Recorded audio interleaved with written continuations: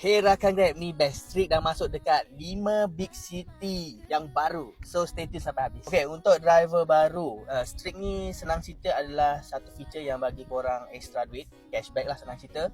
Lepas korang completekan trip dalam slot streak yang telah korang reserve tu. Okay, untuk 5 big city tu, JB, Penang, Ipoh, Melaka dengan Negeri Sembilan. Rakan-rakan Grab, untuk nak dapatkan cashback ni simple je. Korang pergi dekat streak, pilih streak slot, pilih masa yang korang rasa sesuai dan tekan reserve.